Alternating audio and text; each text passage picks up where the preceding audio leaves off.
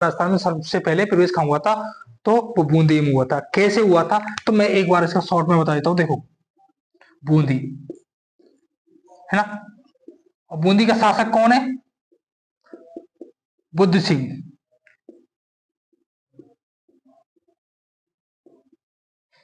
है ना। बुद्ध सिंह की एक रानी है, वो तो है कछुआ रानी, है ना। और दूसरी रानी है वो चूड़ावत रानी,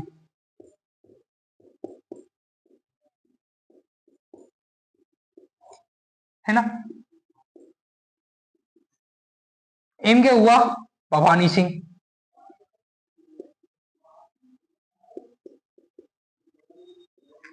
और इनके हुआ उम्मेद सिंह,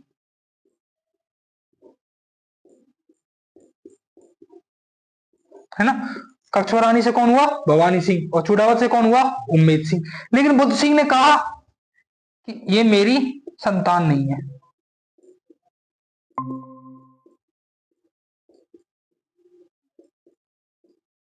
ये मेरी संतान नहीं है, तो पता नहीं ये कहां से आ गया।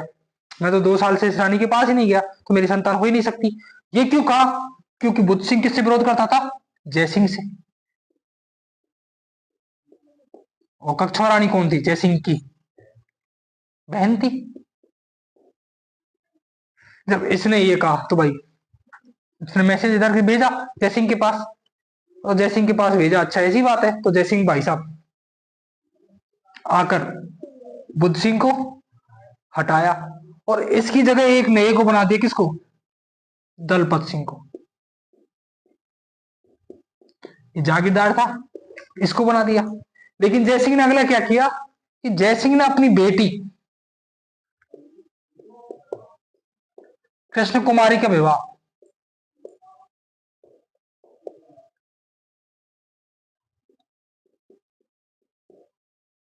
किसके साथ कर दिया?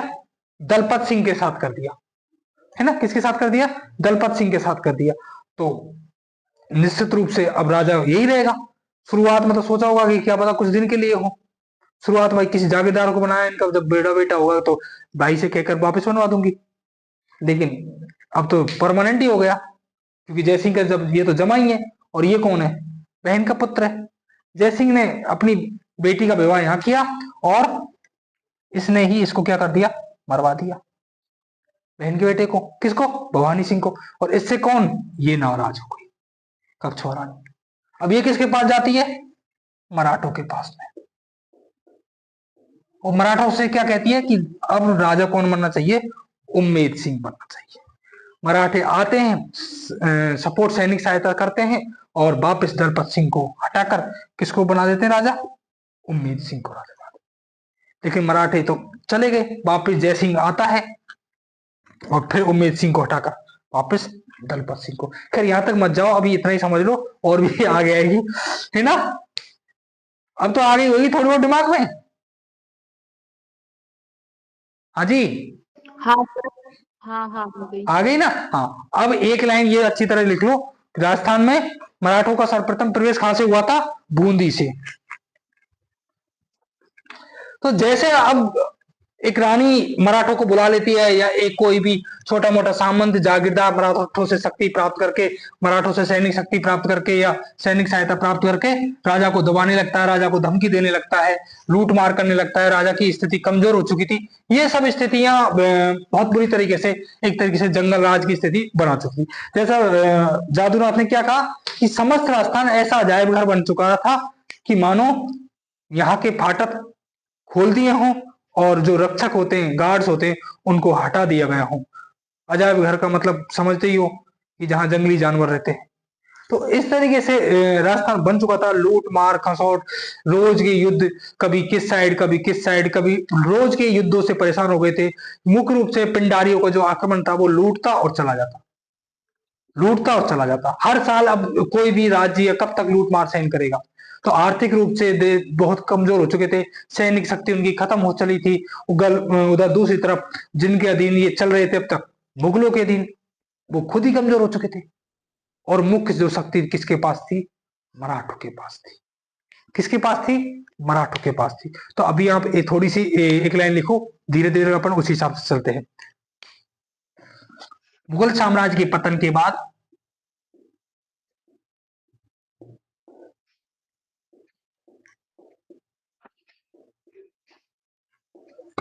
मुगल साम्राज्य के पतन के बाद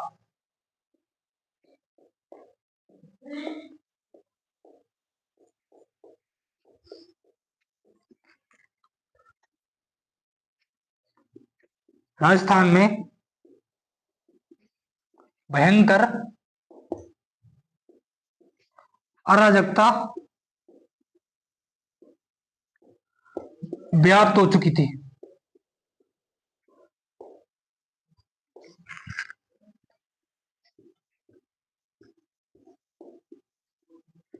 है ना, किसके पतन के बाद? मुगल साम्राज्य के पतन के बाद राजस्थान में भयंकर अराजकता व्याप्त हो चुकी थी। जैसा अपन ने जो बार बार पढ़ा कि मुख्य रूप से मुगल शक्ति केंद्र में थे, दिल्ली में शासन किसका था? मुगलों था, और इनके भरोसे ही राजपूताना चल रहा था।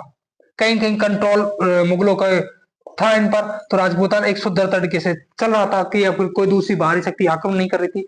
लेकिन जैसे मुगल पतन हुए, इनका पतन हुआ, तो दूसरी शक्ति कौन बन गई? मराठे बन गई। और मराठे अब क्या करने लगे? मराठे परेशान करने लगे। किसको? राजस्थान को परेशान करने लगे, राजस्थान में लूट मार करने लगे, राजस्थान को रोज युद्धों से जूझना पड़ रहा था। कभी कौन, राजा की शक्ति पूरी तरह खत्म हो चुकी थी, छोटे छोटे भागों में और बंटने की स्थिति पैदा हो गई थी।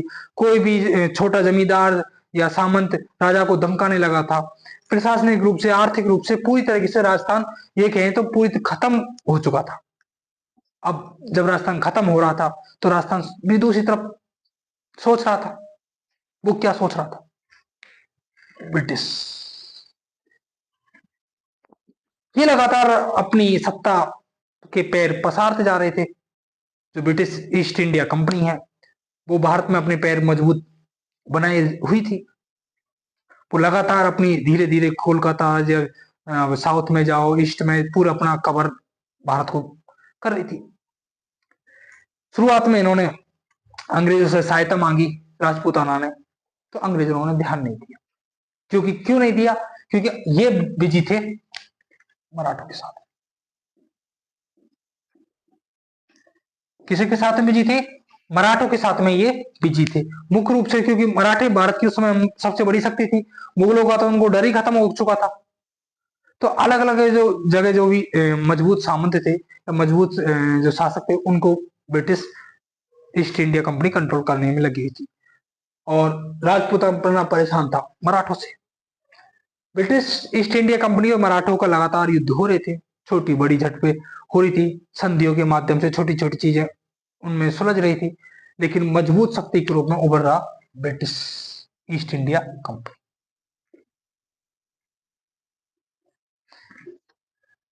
बीआईसी बोलूं तो समझ लेना अंग्रेज, या ब्रिटिश बोलूं तो अंग्रेज, है ना। तो उस समय अंग्रेज भारत में पूरी तरीके से अपनी पैर पसार चुके थे, शक्ति बढ़ा चुके थे, और इसी भरोसे राजस्थान के जो राजपूताना के जो शासक थे, उनको जो अंतिम आधार दिख रही थी ये ब्रिटिश ईस्ट इंडिया कंपनी। उनको मराठों से और पिंडारियों से मजबूर होकर अपनी संधि के लिए, अपनी सुरक्षा के लिए ब्रिटिश कंपनी से हाथ बढ़ाना पड़ा। ब्रिटिश कंपनी के साथ में संधि करने के लिए आगे आए, लेकिन शुरुआती तौर पर इन्होंने कहा हमारे पास अभी राजपूताना के लिए समय नहीं। किसने कहा? ब्रिटिश गवर्नमेंट ने। और ब्रिटिश गवर्नमेंट ने शुरुआत में बिल्कुल भी राजपूताना में कोई दिलचस्पी ना दिखाई। क्यों ना दिखाई? क्योंकि ये किसके साथ बिजी थे? मराठों के साथ बिजी थे।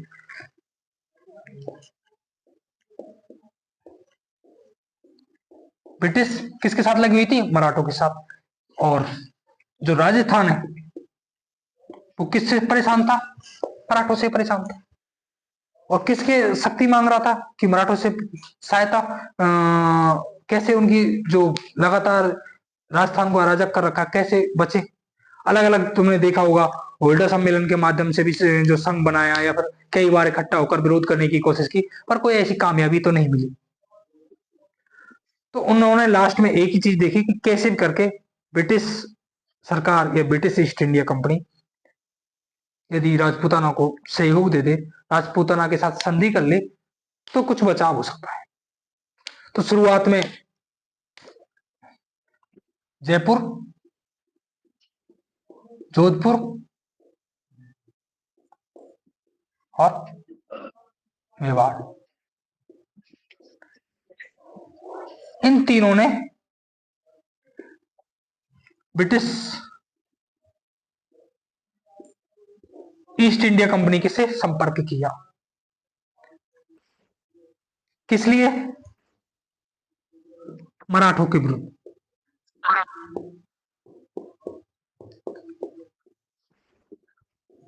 मराठों के विरुद्ध सहायता प्राप्त करने के लिए ब्रिटिश कंपनी के पास, अंग्रेजों के पास गए, लेकिन शुरुआत में इन्होंने कहा नहीं, हमारे पास अभी इधर ध्यान देने के लिए टाइम फुर्सत नहीं है। तो शुरुआत में तो इनको कोई सफलता नहीं मिली, लेकिन जैसे ही ब्रिटिश कंपनी ने लगभग मराठे खत्म की तरफ कर दिए थे, कमजोर कर दिए थे, और इनके साथ संधियां लगातार आगे बढ़ रही थी या फिर धीरे धीरे इनको कंट्रोल कर रहे थे, उसी समय एक और पागल आदमी आ गया, पिंडारी। ये भी राजस्थान को पूरी तरह परेशान कर रहे थे। पिंडारी तो ऐसे थे कि मराठों पर भी मराठों पर भी आक्रमण कर देते थे और अंग्रेजों पर भी आक्रमण कर देते थे। अब अंग्रेज लगातार इनके साथ मराठों को कमजोर तो कर रहे थे, पर वो खुद घिर चुके थे। कहीं उनको भी ये चीजें लगने लगी थी कि मराठे कमजोर हो रहे हैं पर खत्म नहीं हो रहे। खूब युद्धों में उलझे, आगे पीछे कम ज्यादा हुए, पर खत्म नहीं हो रहे थे, बस उलझ रहे थे और चीजों का कोई निष्कर्ष पर नहीं पहुंच रहे थे। वही अंग्रेज तो चाहते थे कि हम फटाफट अपने साम्राज्य का विस्तार करें और फटाफट से अपनी पूरी शक्ति का विस्तार कर लें, लेकिन वो स्थिति यहाँ पर नेगेटिव रूप से उनके पक्ष में इतनी जल्दी आ नहीं रही थी। तो इसी चीज को सुलझाने के लिए उन्होंने आगे अपने प्रयास किए, और फिर ब्रिटिश ईस्ट इंडिया कंपनी का ध्यान किस पे जाता है? इधर राजपूताना की तरफ जाता है। राजपूताना की तरफ जाता है और राजपूताना की तरफ शुरुआत में वो मैत्री संधि स्थापित करते हैं। कौन सी संधि? मैत्री संधि स्थापित करते हैं, और मैत्री संधियों के माध्यम से, सहायक संधि नहीं, पहले मैत्री संधि होती है, उसके बाद सहायक संधि होती है।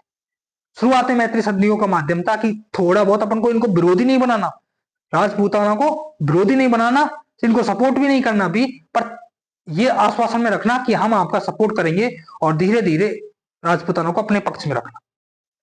तो इन्होंने शुरुआत में मैत्री संधि के लिए हाथ बढ़ाया। जब अपन देखें तो सबसे पहले कर्नल टॉड को राजपूताना के लिए भेजा गया और उनसे कहा गया कि तुम जाओ राजपूताना को देखो और वहां क्या क्या संभावनाएं, क्या क्या संभावना हो सकती है कि हम किस लेवल की संधियां कर सकते हैं या राजपूताना पर किस तरीके से अपने आधिपत्य को स्थापित करते हैं। जो इन संधियों के जनक की बात करें तो वे थे बेलेजली। बेलेजलियां इन संधियों के जनक थे। तो उन्होंने इस आधार को रखा था कि अपन धीरे धीरे यदि संधियों के माध्यम से या फिर कोई शासन या प्रदेश को अपने अधीन ला सके तो क्यों युद्ध किया जाए। तो उसी परिप्रेक्ष्य में ये आगे बढ़ रहे थे। उन्होंने अपने कर्नल टॉड को भेजा और राजस्थान की स्थिति का जायजा लेने के लिए, राजस्थान की समस्याओं को सुलझाने के लिए। कर्नल टॉड ने आकर अलग अलग राजाओं से मिले, अलग अलग रियासतों से उनकी स्थिति को जाना कि क्या ये चाहते हैं, किस लेवल पर हम इसके सहयोग बन सकें या अपन इनका यूज कर सकें, क्योंकि कहीं न कहीं मराठों को पूरी तरह खत्म करने के लिए राजपूताना उनके लिए अब जरूरी हो चुका था। यदि उनको ऐसा लग रहा था कि अब भारत पर शासन करना है तो राजपूताना भी उतना ही जरूरी है। तब जाकर उन्होंने राजपूतों के साथ अपनी संधि के लिए हाथ आगे बढ़ाए, और राजपूताना तो इस बात को देख ही रहा था, राजस्थान तो इस बात को कब से इंतजार कर रहा था कि कब कोई हम आएगा और हमारी सहायता करेगा या कोई हमें बचाएगा इन मराठों से। तो राजपूताना को तो उस समय, चाहे अपन बाद में देखें कि अंग्रेजों ने बड़े प्रेम से, प्यार से पुचकार कर संधियां की हों, पर उनका बाद में जो निष्कर्ष निकला वो बहुत ही भयंकर था। और शुरुआत में तो अंग्रेजों ने बहुत प्यार से संधियां की थी और राजपूताना को जरूरत भी थी उस संधि की, क्योंकि मराठों ने जो विदेशों से ज्यादा वो खुद के लोगों से परेशान थे। तो शुरुआत में अपन ये देखें कि अब जो अपने ये इधर उधर की बातें हैं कि ये थोड़ी सी व्यू रचना बनाने के लिए अपन जो अपन एग्जाम के पॉइंट ऑफ व्यू से है वो अपन लिखेंगे कि ब्रिटिश आधिपत्य स्वीकार करने के कारण क्या थे, है ना। तो लिखिए ब्रिटिश आधिपत्य स्वीकार करने के कारण।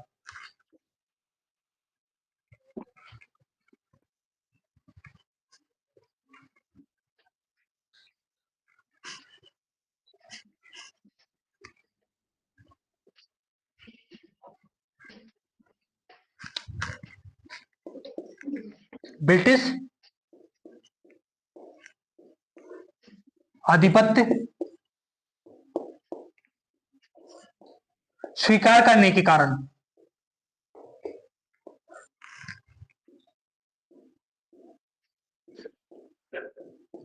कि ऐसा क्या हो गया था कि अब राजाओं को ब्रिटिश ईस्ट इंडिया कंपनी की तरफ संधियों के लिए हाथ बढ़ाना पड़ा, उनकी बातें माननी पड़ी, उनको स्वीकार करना पड़ा। ऐसे क्या क्या कारण थे? एक सेकंड में, है ना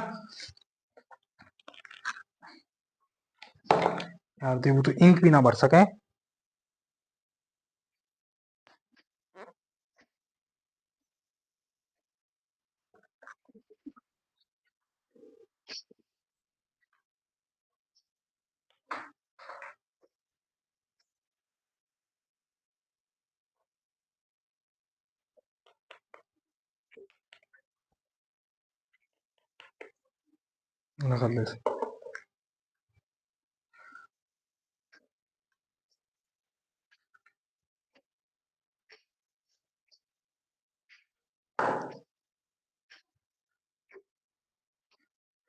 ब्रिटिश आधिपत्य के स्वीकार करने के कारण, पहले लिखो मराठे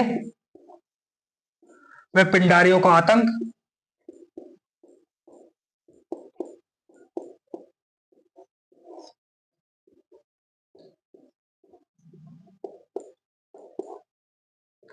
राजस्थान के राजाओं ने शहर से ब्रिटिश गवर्नमेंट के साथ संधि की थी।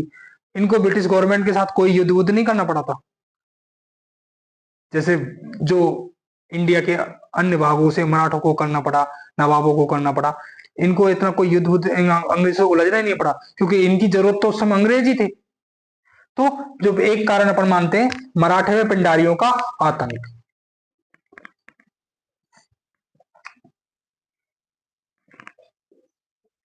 शासक व सामंतों के आपसी झगड़े। सामंत थे, वो राजाओं को मानना ही स्वीकार करना ही, उनका एक्सेप्टेंस ही खत्म कर दी थी। सामंत खुद ही मजबूत होने चाहते थे। वो किसी भी, क्योंकि उनको शक्ति किससे मिल रही थी? मराठों से। सैनिक सहायता मराठों से मिल जाती थी और वो शासक को धमका देते थे। तो शासक व सामंतों के आपसी झगड़े होने लगे।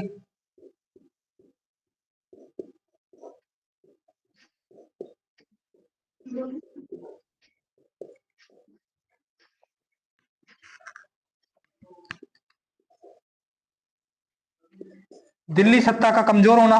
दिल्ली सत्ता का कमजोर होना,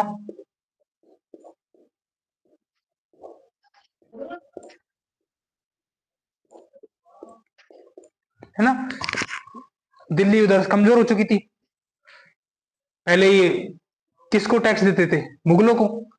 फिर मराठे आ गए, अब मराठों को टैक्स देने लग गए। लेकिन मराठे टैक्स से भी कुछ नहीं थे, वो टैक्स के अलावा भी और लूट मार करते थे, युद्ध में उलझाते थे। तो ये मुख्य रूप से अपन देखें तो तीन ये कारण थे: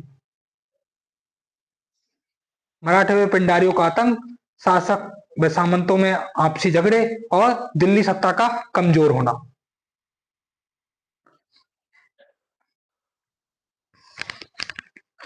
ये बताइए, ये थोड़ा बहुत अब आया है दिमाग में या नहीं आया? कोमल, यस सर। आया को समझ नहीं आया? सर ये वाला नहीं। क्या? ये आप जो पहले बताए थे ना, जयपुर अजमेर जोधपुर, क्या ये east India company, British India company? कुछ भी नहीं आया ये? नहीं, थोड़ा बहुत। सर मुझे क्या, किसी कोई नहीं। ओके, सोनू। सर मेरे को भी नहीं आया। बाप रे। अन्नू,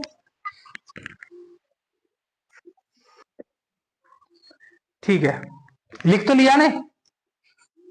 नहीं, लिख हाँ रहे हैं सर। लिख लिया। नहीं सर, लिख रहे हैं, रुको। ठीक है। सर मैंने तो लिख लिया। तो आप चुपचाप बैठ जा, मैं लिख लेने दे।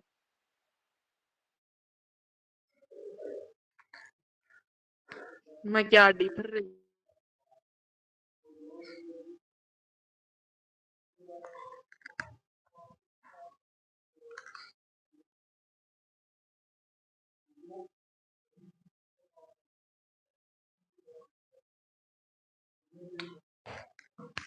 लिख लो तब बता देना।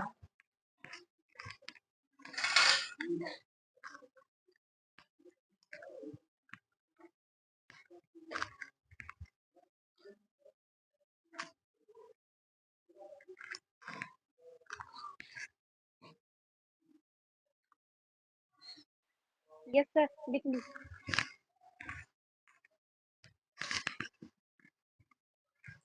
देखो अब बिल्कुल फिर से मैं आपको कुछ भी ये समझो, आप तो एक लाइन याद रखनी है अभी तक जो आपको याद होनी चाहिए कि राजस्थान में मराठों का सर्वप्रथम प्रवेश कहां से हुआ था, तो बूंदी से हुआ था। कैसे क्यों हुआ वो अपने समझा, वो ठीक है, पर उसके बाद जब अपन फिर से और पढ़ेंगे बूंदी का तब और फिर कर लेंगे, तो वो बड़ा इशू नहीं है। उसमें इंपॉर्टेंट क्या है कि राजस्थान में सबसे पहले मराठों का प्रवेश कहां हुआ, बूंदी से हुआ था। एग्जाम में क्वेश्चन यही आता है कि राजस्थान में मराठों का सर्वप्रथम प्रवेश कहां हुआ, तो वो कहां हुआ था, बूंदी से। अब अपन पढ़ रहे हैं कि तुमने ये तो सुना होगा कि भारत में अंग्रेजों का लंबे समय तक शासन हुआ था। लंबे समय तक उन्होंने भारत में शासन किया, जिसके लिए एक भारत को लंबा स्वतंत्रता की लड़ाई लड़नी पड़ी, तब जाकर भारत स्वतंत्र हुआ और उसका संविधान बना। ये तो आप कॉमन समझते ही होंगे इतना तो, कि भारत में किसका शासन था, अंग्रेजों का शासन था। लेकिन अंग्रेजों से पहले किसका शासन था भारत में, मुगलों का शासन था,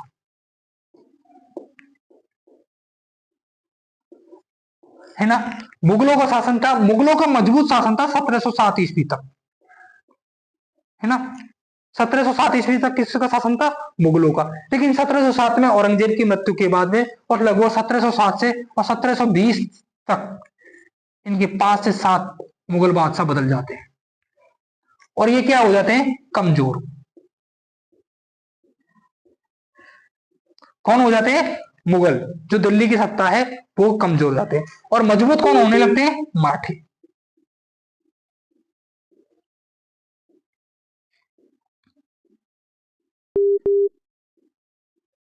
ये अपन देख रहे हैं शुरुआती तौर पर जब 1707 में कैसे इतिहास आगे बढ़ा। कमजोर कौन हो गए, मुगल कमजोर हो गए। अब एक कमजोर होगा तो कोई तो दूसरा मजबूत होगा ही ना, तो मजबूत कौन हुआ, मराठे हुए। अब मराठे अपने राज्य का विस्तार, साम्राज्य का विस्तार लगातार चारों तरफ कर रहे थे, चाहे जिस पर आक्रमण कर देते, चाहे जिसको हरा देते, चाहे जिससे लड़ाई कर देते, और ये मात्र नाम मात्र का शासन रह गया था भारत में। इवन 2-3 जो बादशाह थे उनको तो मराठों ने ही बदला था। तो मुगल सत्ता का खोखलापन सबके सामने था कि मुगल सत्ता पूरी तरह से खोखली हो चुकी है और मराठे अपने अधिकार को लगातार प्रसार कर रहे थे, अपने साम्राज्य का विस्तार कर रहे थे। लेकिन मराठों ने जो सबसे ज्यादा किया वो किसको परेशान किया, राजस्थान को, राजपूताना को। राजस्थान में एक ही चीज थी कि कभी किसी पे आक्रमण किसके साथ, कभी युद्ध किसके साथ किया। पहली बार बूंदी में एक बहाने से प्रवेश किया, जैसे ही इन्हें कछुआ रानी ने इनको सहायता के लिए बुलाया था, और उसके बाद राजपूताना को होड़ लग गई कि इनको तो पैसे दो मराठों को और सैनिक शक्ति प्राप्त करो। कोई भी छोटा जागीरदार सामंत राजा का भाई बेटा मराठों से शक्ति प्राप्त करता, सैनिक शक्ति प्राप्त करता और राजा पर चढ़ाई कर देता। पूरा हर राजपूतों का शासन पूरी तरीके से युद्धों में उलझ चुका था। इधर जो ब्रिटिश थे, ब्रिटिश अंग्रेज,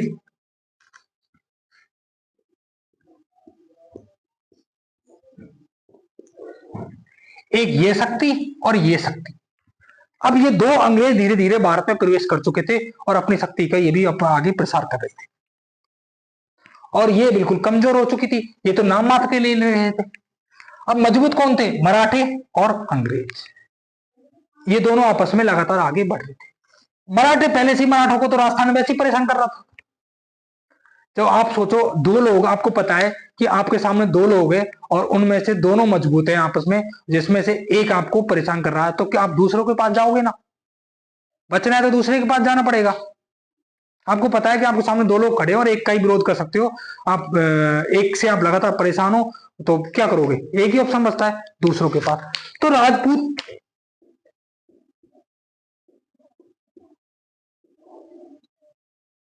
किसके पास गए, अंग्रेजों के पास। किससे परेशान थे, मराठों के परेशान थे, अंग्रेजों के पास राजपूत गए। राजस्थान के शासक किससे सहायता मांगी, अंग्रेजों से सहायता मांगी। अंग्रेज उस समय वो अलग संदर्भ है कि अंग्रेजों ने कैसे भारत में अपना राज्य विस्तार किया, कैसे अपनी सत्ता के पैर जमाए, कैसे अपने साम्राज्य विस्तार किया और भारत को लंबे समय तक अपने चुंगल में बनाए रखा। वो अपन जब इंडिया के इतिहास पढ़ते हैं उस संदर्भ में। लेकिन राजस्थान में कैसे ब्रिटिश गवर्नमेंट ने अपना पैर पसारी या ब्रिटिश सत्ता ने अपने हाथ मजबूत किए, कैसे राजस्थान की सत्ता को अपने कंट्रोल में, अपने नियंत्रण में लिया, अपन का पॉइंट ये है। सिंपल सी दो ही लाइनें हैं कि राजस्थान उस समय किससे परेशान था? मराठों से। तो राजस्थान को किससे सहायता चाहिए थी? अंग्रेजों से। राजपूताना ने अंग्रेजों से सहायता मांगी, लेकिन पहले तो इन्होंने क्या किया? मना कर दिया।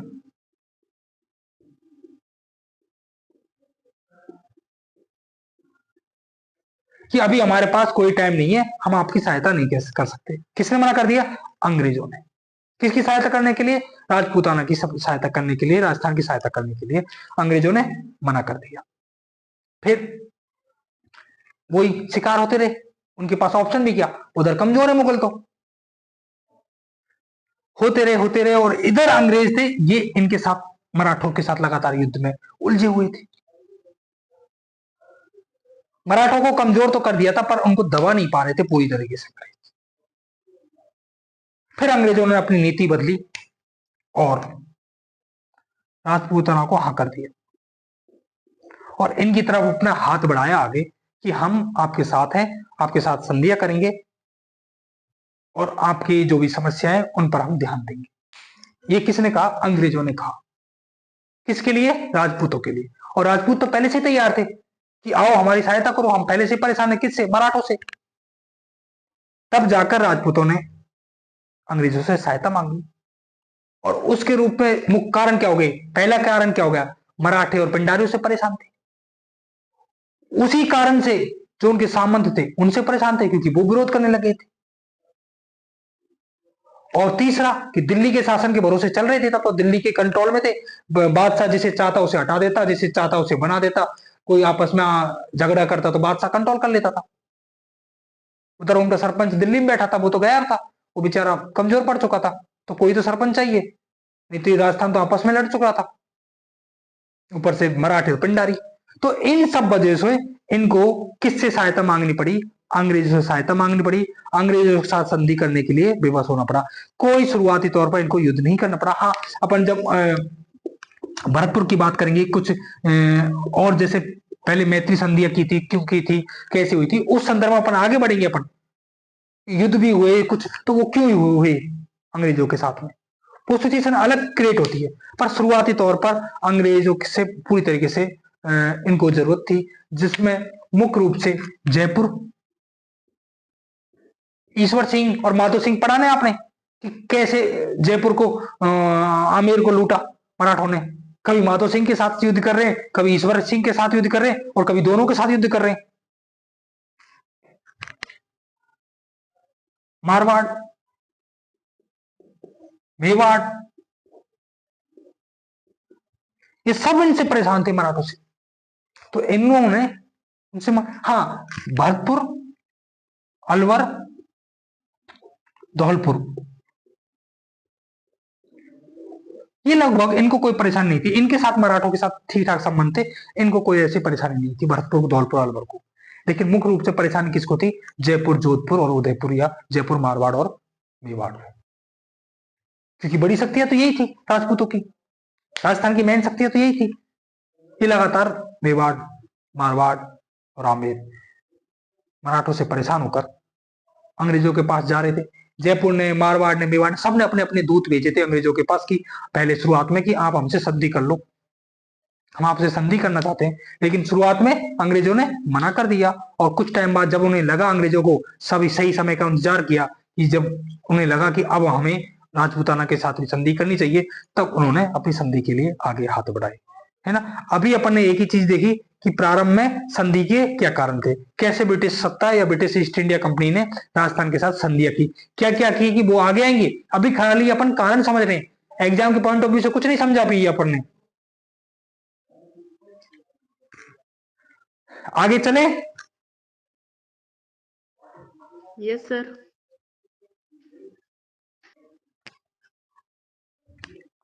अब तो कॉमल थोड़ा बहुत आ गया होगा। Yes sir. ओके। कोमल, तुम तो एनएसएस के हो, हैं? रोज संविधान की इतनी सारी बातें पढ़ते हो, संविधान लोगों को सिखाते हो, कैसे इवन कितने सारे देशभक्ति भरी पड़ी है, हैं? सर कुछ ज्यादा ही भरी पड़ी है। सब में भरी पड़ी है क्या? क्या फिर होगी से सर, वो? सब एनएसएस के थे। अच्छा, एनएसएस में भरी पड़ी है। ओके, गुड, होनी चाहिए, है ना? अब लिखो आगे, नेक्स्ट लाइन देखे। अपन को जो पॉइंट की चीज है ना, जहां से अभी आएंगे वो अभी एग्जाम के पॉइंट ऑफ व्यू से, पर इसका अपन को माइंड में एक रोड मैप तो होना चाहिए कि कैसे क्यों हुआ ऐसा, है ना? तो नेक्स्ट लाइन लिखिए। प्रारंभ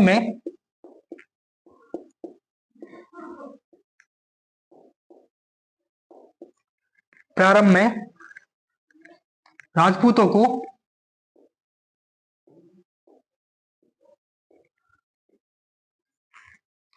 अंग्रेजों से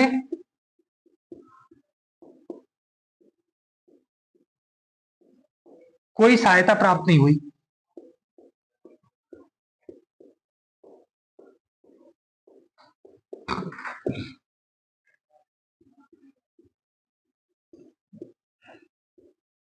अपन उनको भी देख सकते हैं कि कौन कौन भेजे, कैसे कैसे भेजे, कब कब भेजे, पर वो कोई रिलीवेंट नहीं है एग्जाम के पॉइंट ऑफ व्यू से। प्रारंभ में राजपूतों को अंग्रेजों से कोई भी सहायता प्राप्त नहीं हुई, क्योंकि अंग्रेजों का ध्यान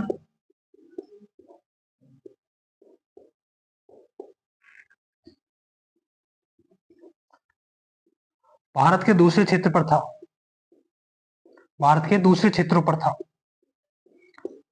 वो देख रहे थे कि इनको तो बाद में निपटा लेंगे, पहले जो मुश्किल चीजें उनको निपटाया जाए। भारत के दूसरे क्षेत्रों पर था, सही समय का इंतजार कर रहे थे।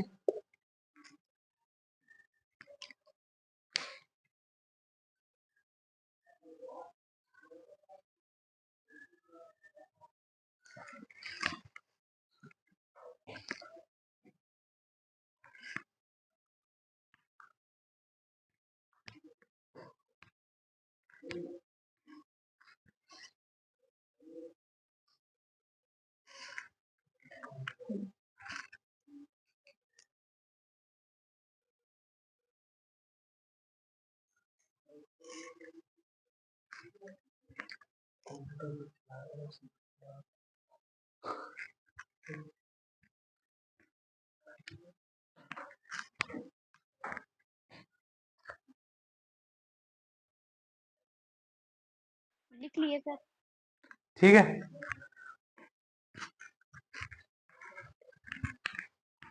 अरे भाई, मैं एक ही बात कह रहा हूं आपसे कि सबने ये तो पढ़ा है कि अंग्रेजों ने राजस्थान में शासन किया, तो शासन का विस्तार कैसे किया, कैसे वो अंग्रेजों ने राजस्थान में अपने पैर पसारे, कैसे राजपूतों के साथ संधियां की, कैसे राजपूतों को अपने चंगुल में फंसाया, वही स्थिति पढ़ रहे हैं अपन, है ना?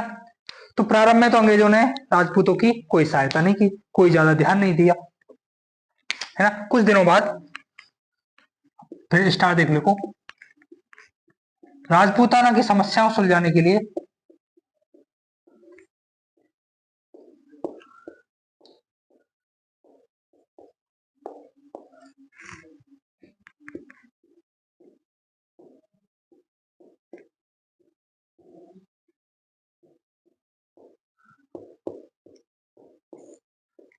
अंग्रेजों ने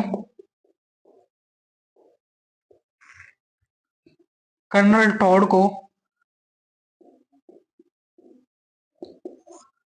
राजस्थान भेजा। कर्नल टॉड को राजस्थान भेजा। टॉड आए, टॉड ने देखा कि भाई यहाँ की स्थिति क्या है, डायरेक्ट कैसे संधि, किस आधार पर अपन राजपूतों के साथ संधि कर सकते हैं, कैसे इन राजाओं को अपने अधीन स्वीकार करा सकते हैं, क्या क्या शर्तें अपन रख सकते हैं। अपन एक बात और देखें मुख्य रूप से, जब संधि की बातें, इनमें से जब जितनी भी संधियां हुई थी, पूरे भारत में 40 संधियां की थी अंग्रेजों ने, सहायक संधियां की थी, उनमें से लगभग 18 राजस्थान में की हैं। 40 में से। तो एक बड़ा पार्ट उनको जो संधियों के माध्यम से करना था वो साइड में रख रखा था उन्होंने, है ना। तो राजपूताओं की समस्या को सुलझाने के लिए किसको नियुक्त किया? कर्नल टॉड को नियुक्त किया। क्यों किया था? क्योंकि उससे पहले राजपूता लगातार उनसे सहायता की मांग कर रहे थे, लगातार अपने अपने जयपुर, मारवाड़, मेवाड़ सब ने अपने अपने दूत भेजे अंग्रेजों के पास, उनसे सहायता प्राप्त करने की कोशिश की, लेकिन उनको कोई सहायता नहीं प्राप्त हुई थी। कुछ दिनों बाद राजपूता की समस्या को सुलझाने के लिए अंग्रेजों का ध्यान इधर ही जाना था भाई।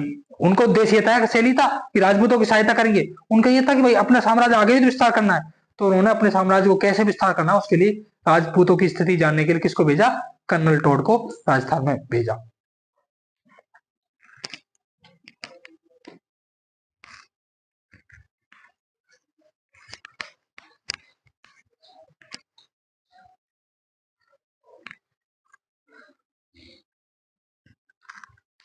अब सबने नाम सुना होगा लॉर्ड वेलेजली।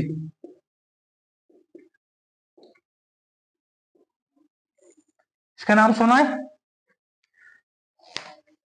नहीं सुना? ओके। लॉर्ड वेलेजली साहब थे, तो ये थे सहायक संधियों के दाता।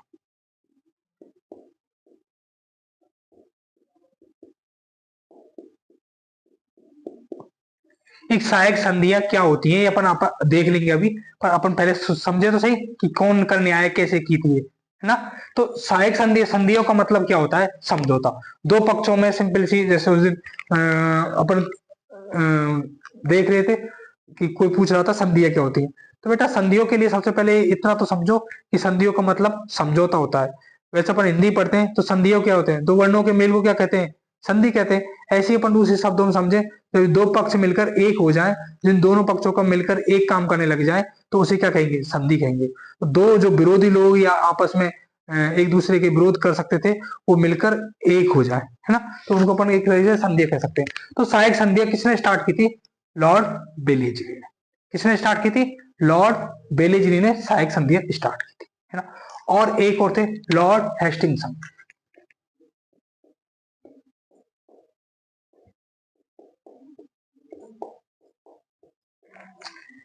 पूरे इंडिया में सहायक संधियों के वैसे जन्मदाता तो यही थे लॉर्ड वेलेजली, लेकिन सबसे ज्यादा जो प्रसार किया वो लॉर्ड हेस्टिंगसन ने किया था।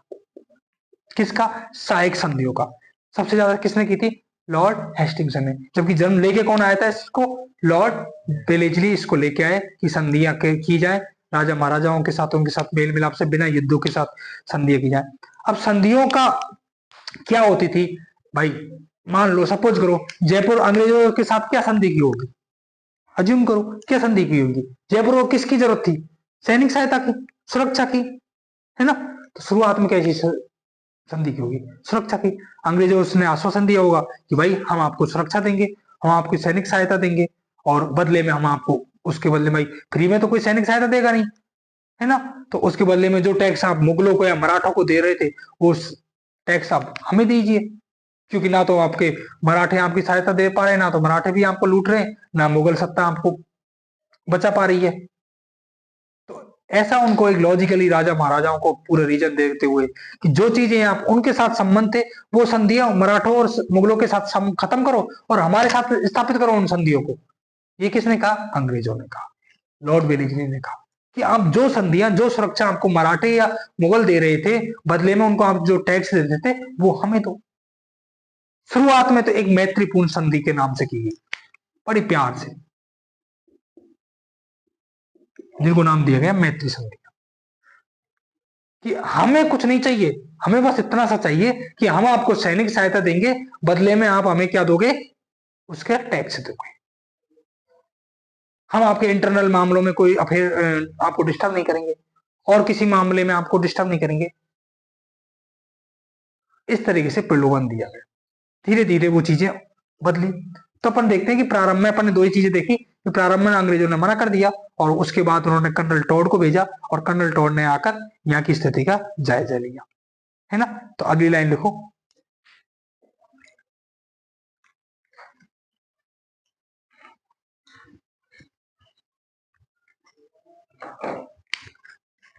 अंग्रेजों के द्वारा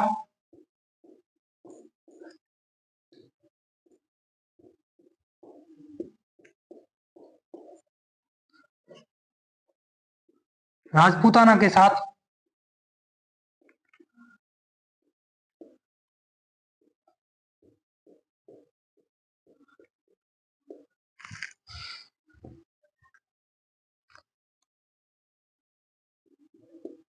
प्रारंभ में मैत्री संधियां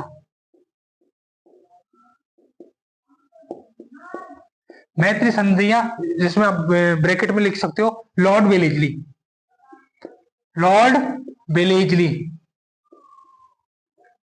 प्रारंभ में मैत्री संधियां किसने लॉर्ड वेलेजली की मैत्री संधियां थी।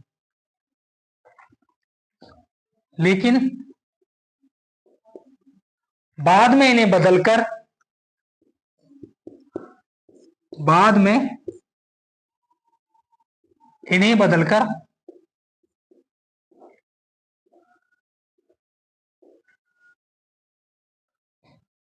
अधीनस्थ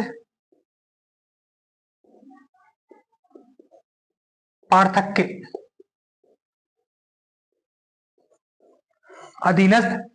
का मतलब है अधीनता। शुरुआत में तो कहा गया है कि नहीं भाई हम आपकी सैनिक सहायता देंगे, बदले में हमें आपसे उसके टैक्स लेंगे, बस हम आपके इंटरनल मामलों में नहीं, फिर आपको प्रभावित नहीं करेंगे, आपको और कोई कुछ करेगा उसमें प्रभावित नहीं करेंगे। लेकिन बाद में कहा गया है नहीं, आपको हमारे अनुसार ही चलना पड़ेगा, आपको हमारी अधीनता स्वीकार करनी पड़ेगी। संधि की शर्तें बढ़ा दी गई, जिन्हें अपन अधीनस्थ पार्थक्य या अधीनता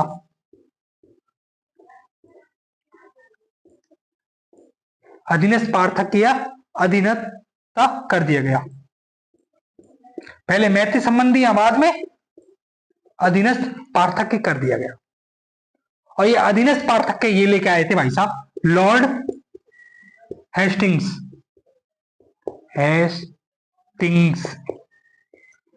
है ना।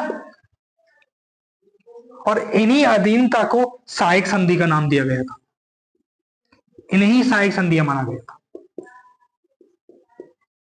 सहायक संधियां इन्हें माना गया था। किसको? अधीनस्थ पार्थक्य को। लॉर्ड हेस्टिंग्स उस समय जो गवर्नर था, भारत का गवर्नर लॉर्ड हेस्टिंग्स था। राजस्थान में मुख्यतः एक चीज बता दूं, जो जितनी भी संधियां हुई हैं वो 1817 से और 1823 के मध्य हुई है ना।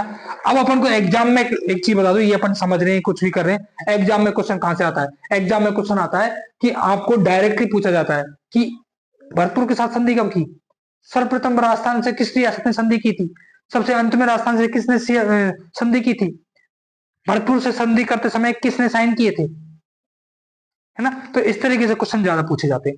तो ये लिख लिया हो तो बता देना।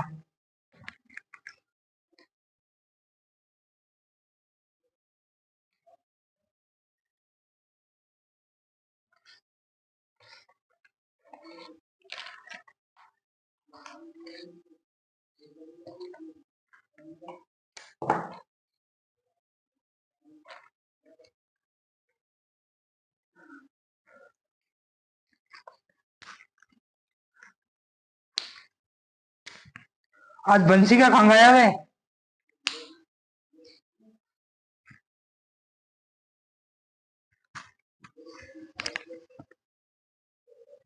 किसी को पता है क्या? हाँ सर, वो थोड़े दिन नहीं ले क्लास। अच्छा अच्छा,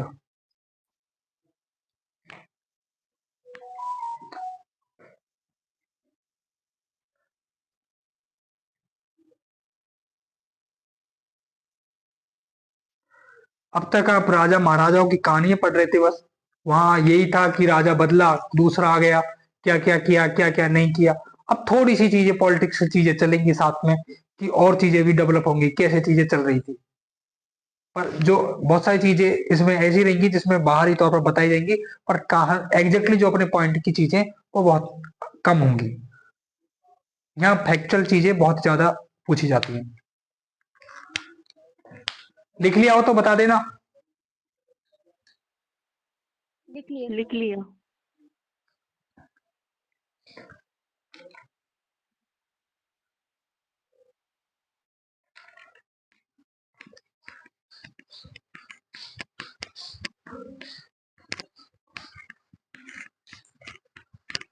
सर, हाँ ये लॉर्ड वेलेजली है ना, हाँ हाँ। ये क्या है, किसी का नाम है या फिर जो मैत्री संधि है उसको बोला गया है? अच्छा अच्छा अच्छा अच्छा, सॉरी सॉरी। कोई बात नहीं, खैर ये लॉर्ड, तुम जितने भी नाम सुनो ना, लॉर्ड वेलेजली, लॉर्ड हेस्टिंगसन, है ना, लॉर्ड वेंटिंग, ये जितने भी नाम सुनोगे ये भारतीय गवर्नर थे।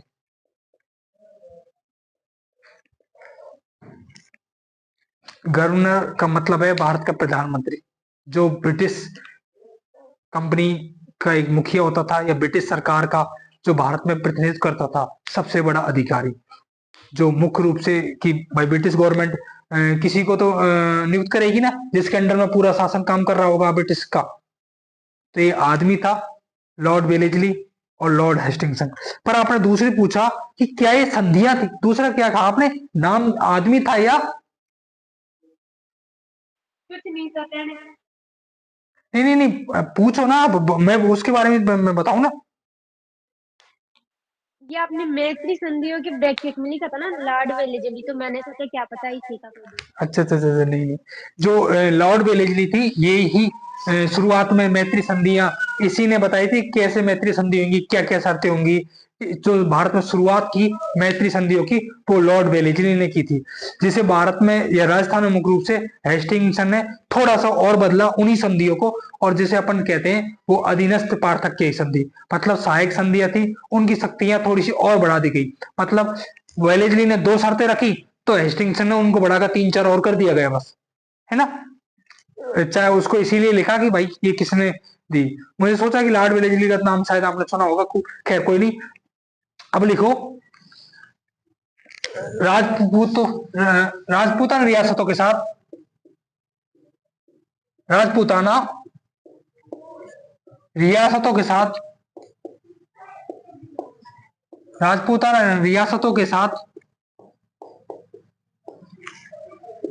संधि करने के लिए,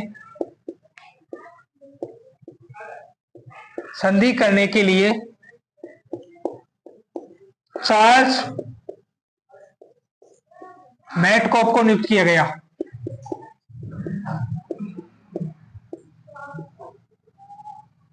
कॉप है, कॉप कॉप, चार्ल्स मैटकॉप को नियुक्त किया गया।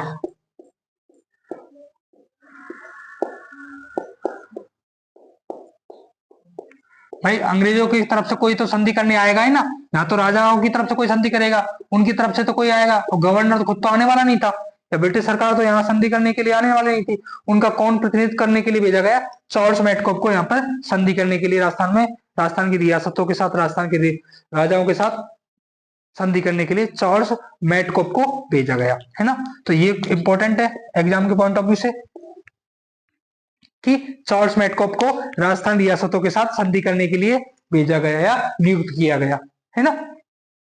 चार्ल्स मैटकॉप, ये बहुत बार बार पूछा जाता है कि संधि करने के लिए किनको भेजा गया था राजस्थान में, या राजस्थान में अंग्रेजों की तरफ से किसने संधियां की थी, वो चार्ल्स मैटकॉप के द्वारा वो संधियां की थी।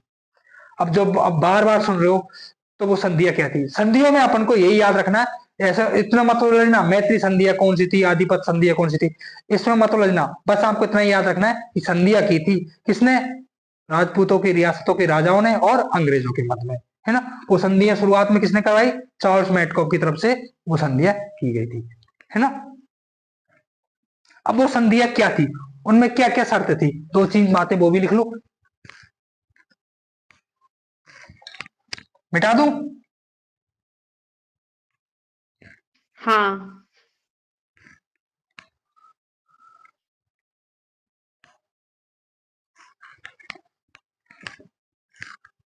अब हेडिंग डालिए संधि की शर्तें,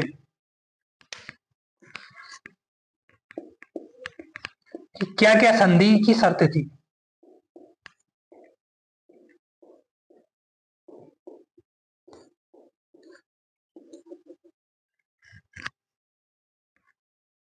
इसमें पहली है, अंग्रेज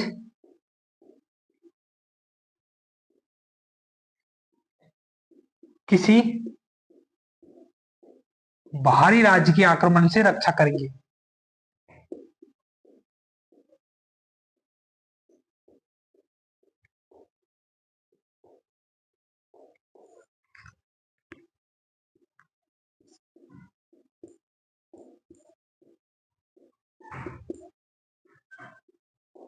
है ना।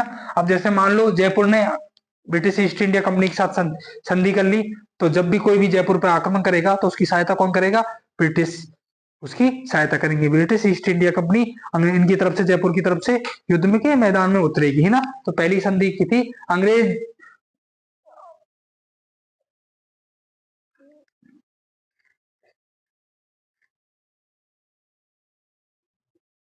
अंग्रेजी नहीं है यार, अंग्रेज किसी बाहरी राज्य के आक्रमण से रक्षा करेंगे, है ना। अंग्रेजी किस किसने लिख लिया? नहीं लिखा सर हमने तो। अच्छा नहीं लिखा, फिर तो सही है ना, फिर तो पता है आपको, है ना। हाँ। दूसरा ये लिखो, प्रत्येक राज्य में एक पॉलिटिकल एजेंट होगा। प्रत्येक राज्य में एक पॉलिटिकल एजेंट होगा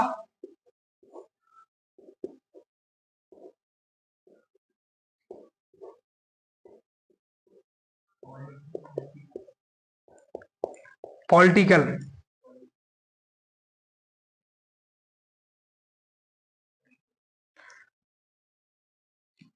जैसे राजदूत नियुक्त करते हैं ना, ऐसे।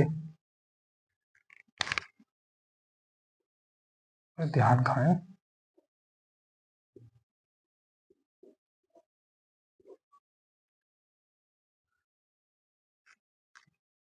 ठीक, कल कर ले यार, मेरा ध्यान और कहीं से। पॉलिटिकल लिखना नहीं आ रहा है। लिख लिया हमने तो। सर हट जाओ, हम ही लिख लेंगे। क्या? प्रत्येक राज्य में एक पॉलिटिकल एजेंट होगा जो राज्य के आंतरिक मामलों में हस्तक्षेप नहीं करेगा।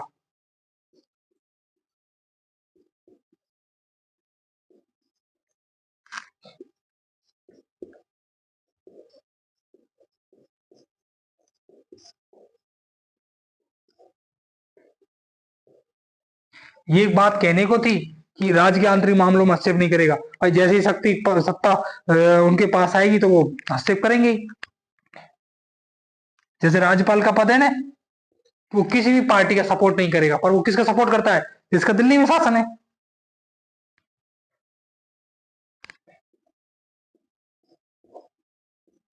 ना, जो उसको अपॉइंट करता है, जिसके वो पार्टी का आदमी है, उसी को सपोर्ट करेगा। तो ऐसे ही अंग्रेजों ने कहा कि हमारा वैसे एक आदमी रहेगा आपके पास जो आपके इंटरनल मामलों में आपको किसी तरह से प्रभावित नहीं करेगा।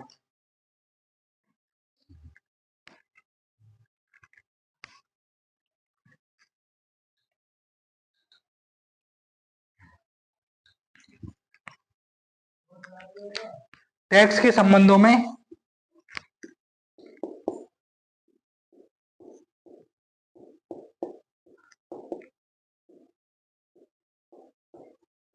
अलग अलग राज्यों के साथ अलग अलग थी।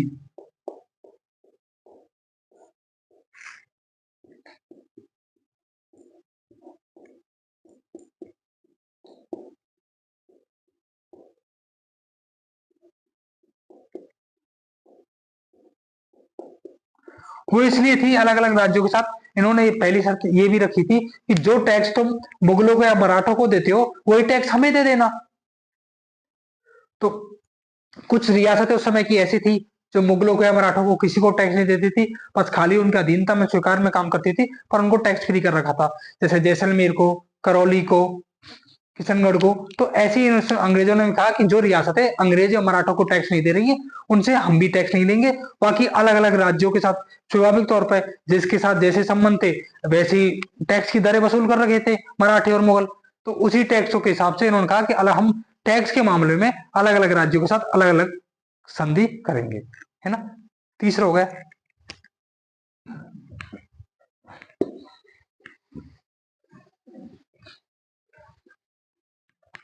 फिर है विदेश नीति अंग्रेजों के पास रहेगी।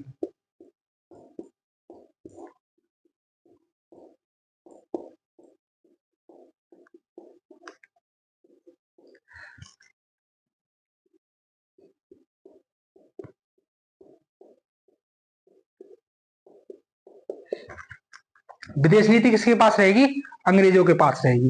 भाई स्वाभाविक है कि जब किसी सत्ता पर कोई भी नियंत्रण करना चाहेगा तो दूसरे राज्य से सहायता ना प्राप्त कर सके।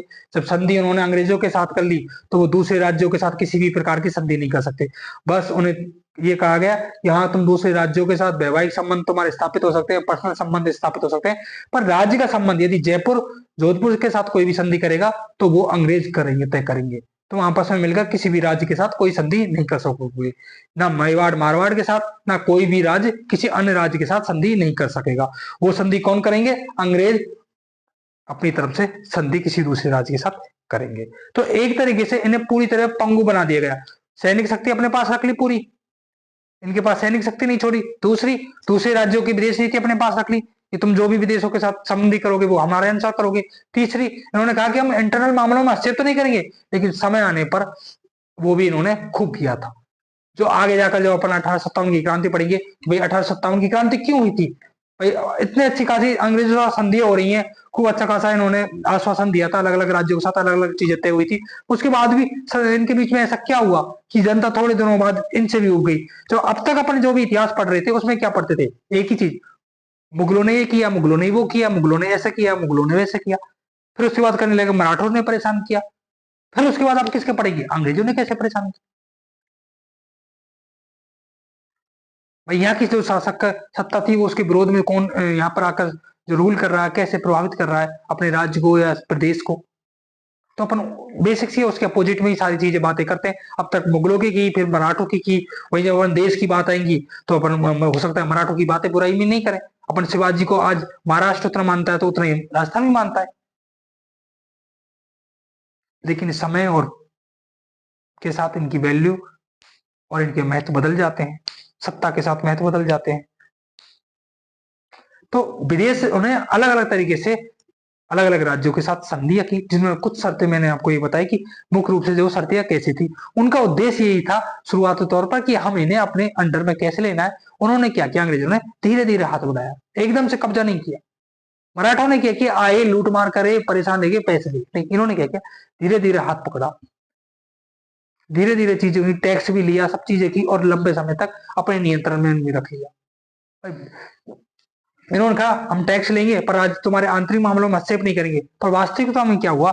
जब भी आगे जाकर कोई राजा बनेगा नहीं बनेगा, वो समय समय पर शर्तें परिवर्तन होती रहती थी। पूरी तरीके से राजाओं को एक टाइम बाद इनके अधीन होना पड़ेगा, लेकिन उस समय राजस्थान को अंग्रेजों की जरूरत थी तो अंग्रेज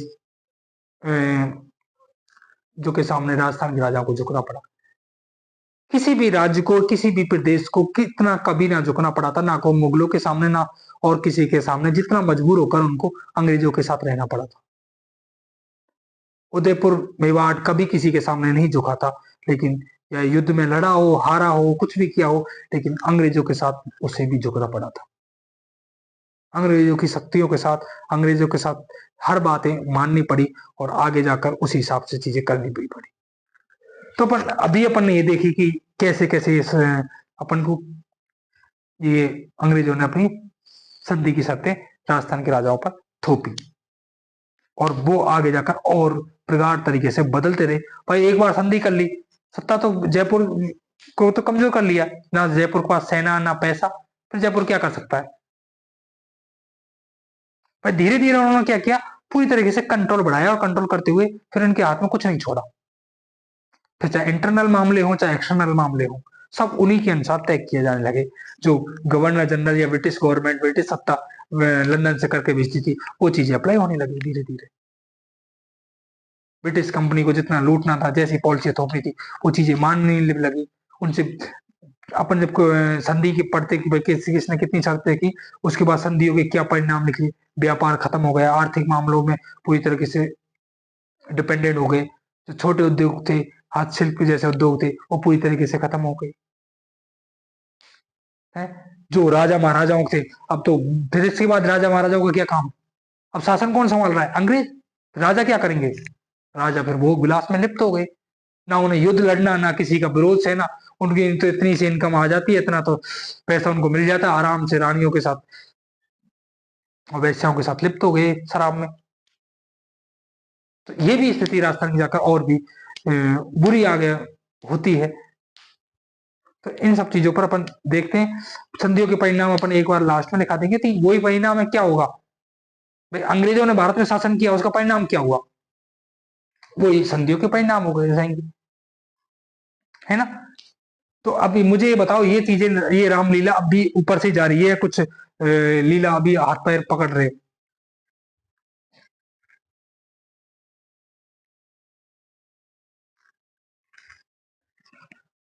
आवाज नहीं आ रही? आ रहा है सर समझ में। अब आ रहा है समझ में, ओके। तो अभी अपन को जो चीजें एग्जाम के पॉइंट ऑफ व्यू से, मैंने एक ही चीज बताई है इतनी पूरी रामायण लीला में, कि ये संधियां अंग्रेजों की तरफ से किसने की थी? चार्ल्स मैटकॉफ की तरफ से। कुछ संधियां जैसे 3-4 बाई चांस कई बार ऐसे क्वेश्चन भी पूछ लेता है कि निम्न में से कौन सी संधियों की शर्तें थी।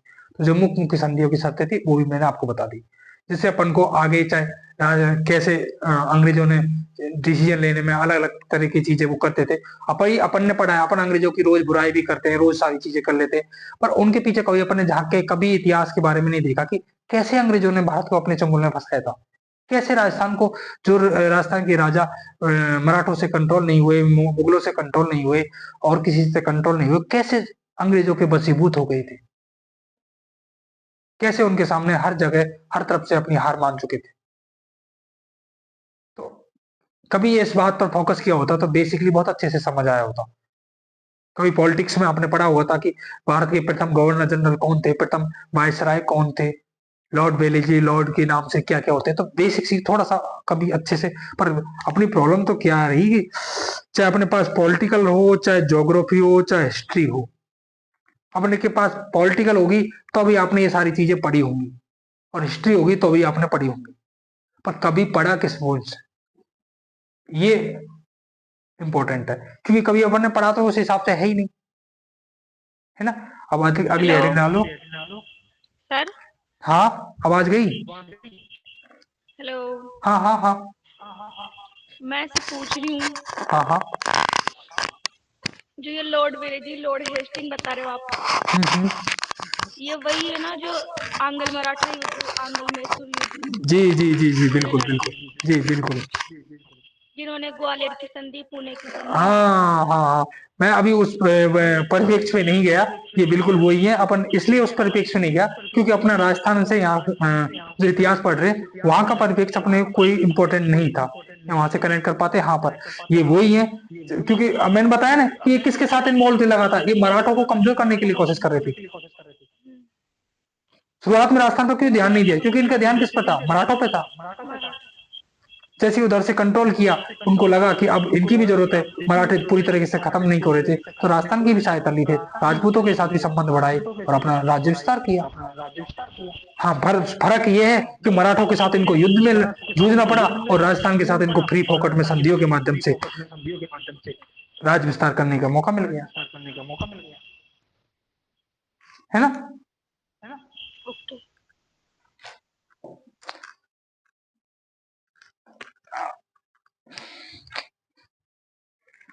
कैसे कैसे संधियां कैसे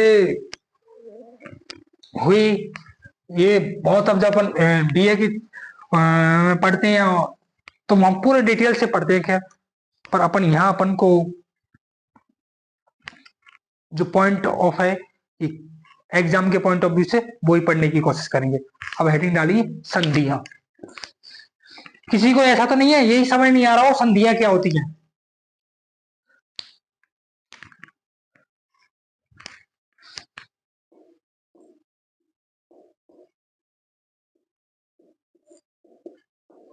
इंग्लिश में समझना हो तो एग्रीमेंट,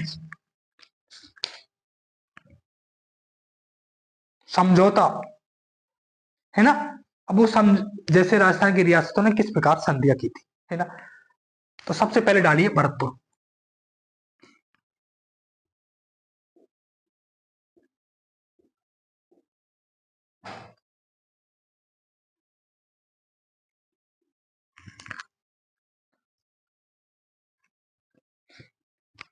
इसमें लिखिए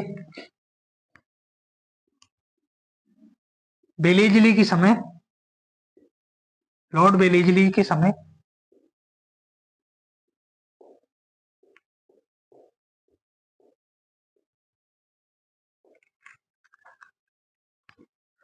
भरतपुर के शासक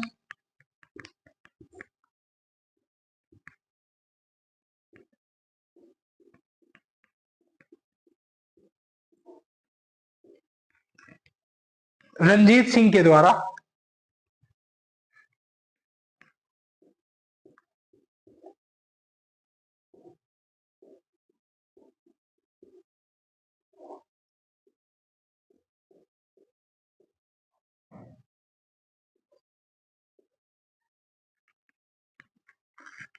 उनतीस सितंबर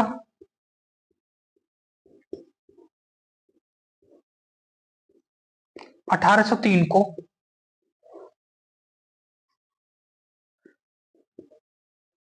संधि पर हस्ताक्षर किए गए।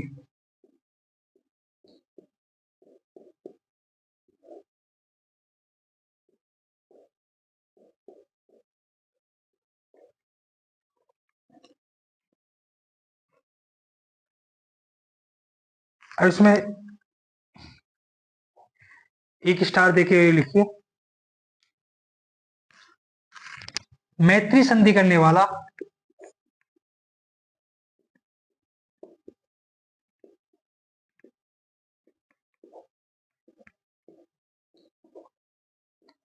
भरतपुर प्रथम राज्य था। मैत्री संधि करने वाला भरतपुर प्रथम राज्य था।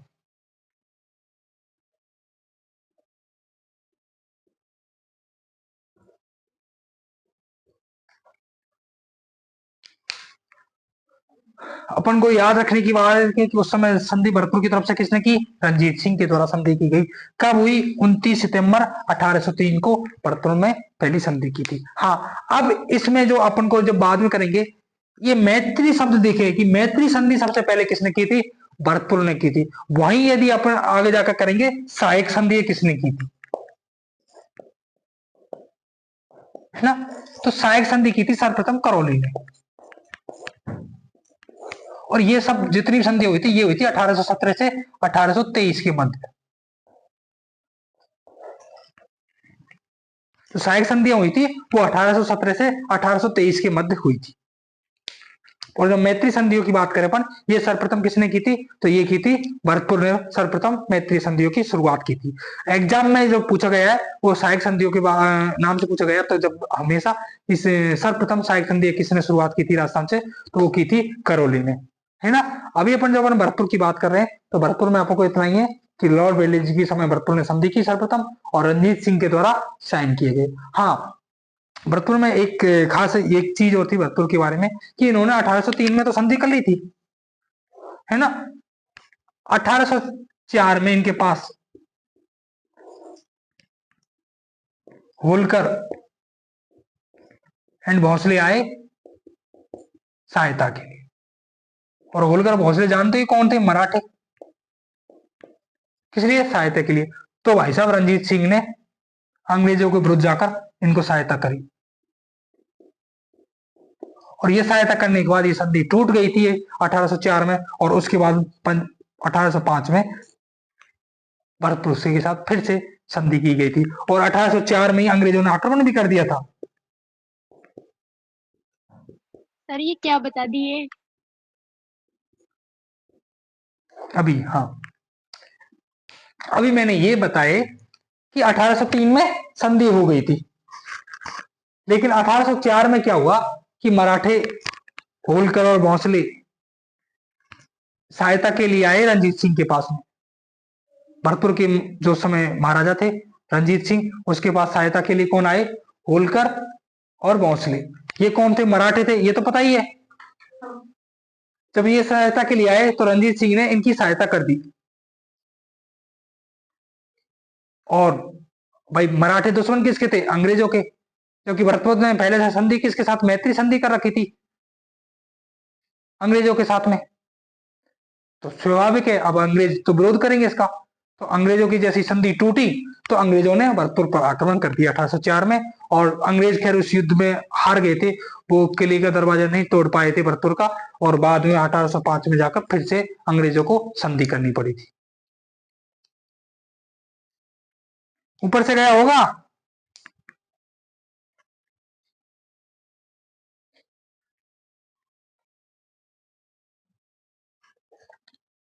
हाँ जी,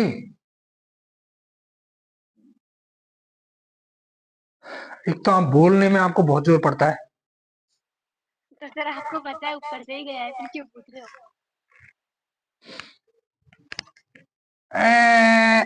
ये लकीर मिटा दी और ये भी मिटा दिया। अभी आपको इतना ही याद रखना है कि भरतपुर के शासक रणजीत सिंह के द्वारा अंग्रेजों के साथ संधि पर हस्ताक्षर किए गए थे, और ये कब हुई? 29 सितंबर 1803 को।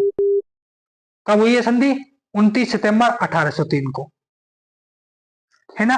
अब दूसरी बात, यहां तक तो क्लियर है ना? यहां तक मामला, यहां तक मामला क्लियर है ना? हाँ। ओके। संधि हो जाती है अंग्रेजों के साथ। सबसे पहले भरतपुर उस समय मजबूत रियासत थी, तो अंग्रेज शुरुआत में उन्हीं को टारगेट करते, संधि उनको कर रहे थे, भाई कोई ठीक ठाक है। उस समय भरतपुर मजबूत रियासत थी। वहीं उदयपुर और जयपुर के साथ, इनके साथ तो उस समय संधि नहीं की थी, लेकिन सर्वप्रथम किसके साथ संधि कर ली? भरतपुर के साथ। जबकि संधि अब सबसे पहले करना कौन चाहता था? जयपुर, जोधपुर, उदयपुर, ये संधि करना चाहते थे, लेकिन संधि सबसे पहले किसके साथ की थी? भरतपुर के साथ में।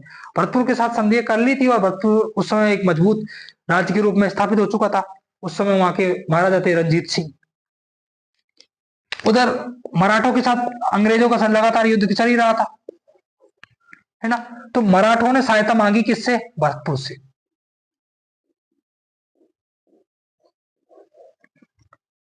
किससे सहायता मांगी? भरतपुर से सहायता मांगी। और भरतपुर ने सहायता किसको की? मराठों को सहायता की। जबकि ये दोस्त किसके बन चुके थे उस समय? अंग्रेजों के बन चुके थे। इनको तो अंग्रेजों को सहायता करनी थी, लेकिन इन्होंने किसकी सहायता कर दी? मराठों की सहायता कर दी। तो मराठों की सहायता की तो स्वाभाविक है कि इनके बीच जो संधि हुई थी उसका कोई मतलब नहीं रहा। तो फिर 1804 में अंग्रेज फिर से आक्रमण करते हैं। किस पर? भरतपुर पर। और भरतपुर के आक्रमण के समय अंग्रेजों को कोई सफलता नहीं मिली। खूब कोशिश की, पर युद्ध में या किले के दरवाजे या गेट नहीं टूट पाए थे। तो ये तो नाम सुना होगा कि लोहगढ़ किसे कहते हैं? ये लोहगढ़ का किला कहां पे है? सुना है क्या? नहीं। नहीं सुना तो लोहगढ़ के नाम से भरतपुर को इसलिए जानते हैं क्योंकि अंग्रेजों ने आक्रमण किया था जब भरतपुर पर, तो खूब कोशिशों के बाद भी वो गेट को नहीं तोड़ पाए थे और न किले में प्रवेश कर पाए थे। इसलिए भरतपुर को तब से ही लोहगढ़ के नाम से अपन जानते हैं। तो 1804 में अंग्रेजों को कोई सफलता नहीं मिली भरतपुर के खिलाफ, पर अब भरतपुर भी इतने दिन तो विरोध नहीं कर सकता था। 1800 मराठे कमजोर खत्म हो चुके थे, फिर कमजोर और ज्यादा हो रहे थे। तो फिर 1805 में फिर से अंग्रेज संधि करते हैं भरतपुर के साथ में, और फिर से वो टिकते। खैर अपन को याद यही रखनी है कि पहली बार संधि कब हुई थी? 29 सितंबर 1803 को मैत्री संधि सबसे पहले किसने की थी? वो भरतपुर ने की थी। भरतपुर की तरफ से किसने की थी? रणजीत सिंह ने की थी। किसके समय हुई थी? लॉर्ड वेलेस्ली के समय ये संधि संपन्न हुई थी। ठीक है। Yes sir. कोमल आज हल्की बोल रही। कोमल फिर से जाके पढ़ना है ना, मैं नोट्स भी भेज दूंगा, उसको आप बार बार जो लिखा है इसको पढ़ना और फिर से पढ़ना। थोड़ा सा कनेक्ट करने की कोशिश ये करो कि अंग्रेज भारत में अपने साम्राज्य का विस्तार कर रहे हैं, और वो सैनिक संधियों के माध्यम से कर रहे हैं। संधियों को वो कैसे कैसे कर रहे हैं, कौन कौन कर रहा है, बस अपन को याद यही रखना है। जो अपन इतिहास पढ़ेंगे अभी, जैसे अपन ने आमेर पढ़ा, तो आमेर में अपन ने देखा ना लास्ट में कि ईश्वर सिंह और माधो सिंह के साथ क्या किया था, और उसके बाद भी मराठे लगातार आक्रमण कर रहे थे, कभी किसको दबाया, कभी किसको धमकाया। तो ऐसी चीजें लगातार जब अपन अलग अलग राज्य के बारे में पढ़ेंगे तो आपको ये तो समझ आ जाएगा एक लाइन में कि हाँ, मराठों ने राजस्थान को परेशान कर रखा था और राजस्थान के शासकों के पास कोई ऑप्शन नहीं था, इसलिए उनको मजबूर होकर अंग्रेजों से सहायता प्राप्त करनी पड़ी। और उस सहायता के लिए अंग्रेजों के साथ राजपूत शासकों को क्या करनी पड़ी, संधियां करनी पड़ी। उन्हीं संधियों की अपन बात कर रहे हैं।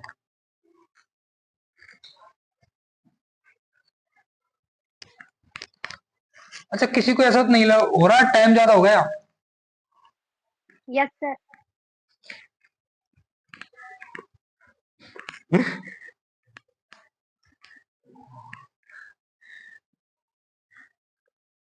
ज्यादा पक गए ऐसा लग रहा है।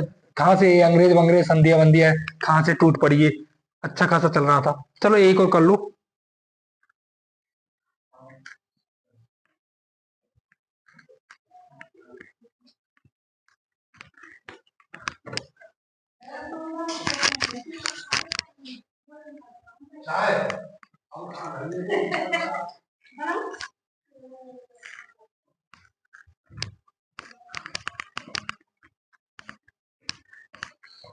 दूसरा लिखो करौली।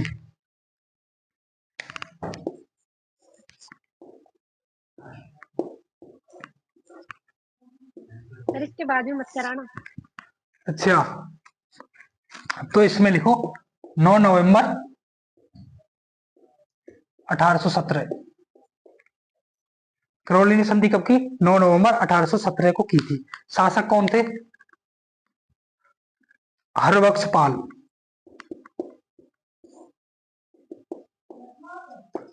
हरबख्श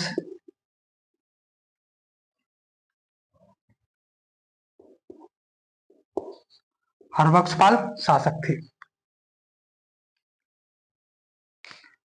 इसमें 2 लाइन और लिखिए। सर्वप्रथम सहायक संधि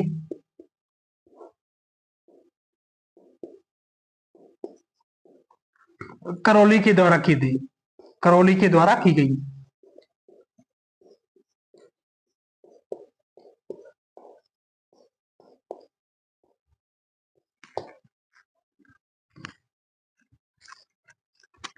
करौली मराठों या मुगलों को भी टैक्स नहीं देता था, तो इसलिए अंग्रेजों ने भी इनको टैक्स से या खिराज से मुक्त रखा गया।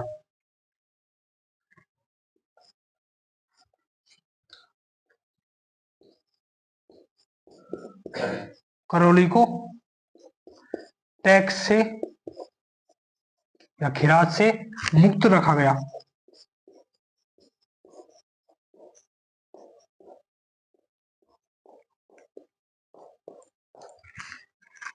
तो हरबख्शपाल सिंह ने साहब ये संधि संपन्न की थी। 9 नवंबर 1817 को ये संधि हुई थी और सर्वप्रथम सहायक संधि करने वाला करौली पहले रियासत थी, पहला राज्य था।